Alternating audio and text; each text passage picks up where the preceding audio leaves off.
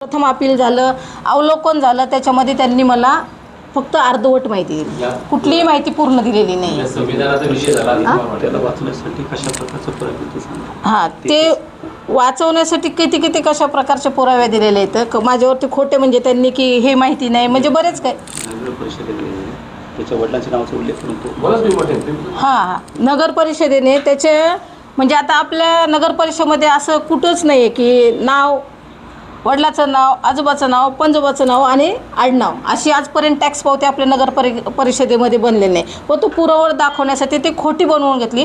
Ration कार्डमध्ये पण खाडाखोड करून मयत झाले 97 साली त्यांचे वडील मयत झालेले असताना त्याच्यानंतर त्याच्यामध्ये नाव ॲड केले. हे सध्या जे ॲडिशनल कलेक्टर आहेत आपले यादवसाहेब जाता-पडताळणीचे त्यांच्या लक्षात आलं, कारण ते त्या कमिटीचे कलेक्टर होते. त्यांनी त्याच्यावरती बॉडीवरती आहेत, त्यांनी ते स्वतः पाहिलं आणि सगळं व्हेरिफिकेशन करून मग आपल्याला निर्णय दिलेला आहे. म्हणजे त्यावेळेस तुम्ही इतका विरोध करूनही त्यांच्यावर राजकीय दबाव असेल अधिकाऱ्यांवर असं वाटतं? हो, नक्कीच.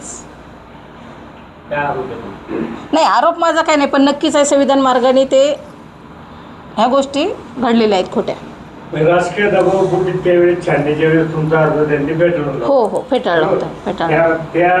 त्याच्या विरुद्ध तुम्ही इकडे अपील केलं म्हणजे त्यावेळेस जिल्हा जात पडताळणीला केलं, पण त्यावेळेस आमच्यावरती अन्याय एवढा झाला की मला रात्रीचे 11 वाजेपर्यंत तिथं बसावं लागलं होतं. माझं काहीही चूक नव्हती त्यात.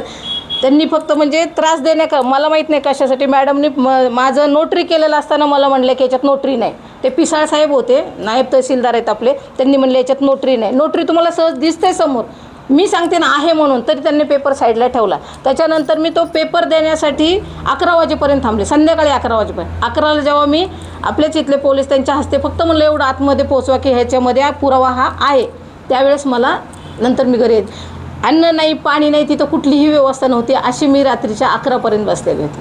म्हणजे त्यावेळेस पण खूप अन्याय झालेला होता. निवडणूक आयोगाची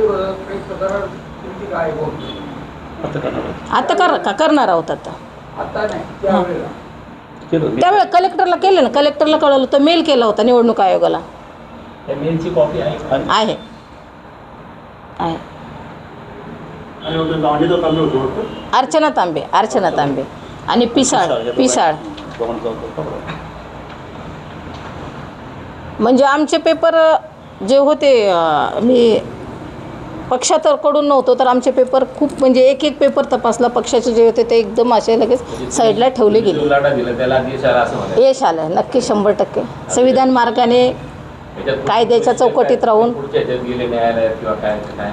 लढणार, शेवटपर्यंत लढणार.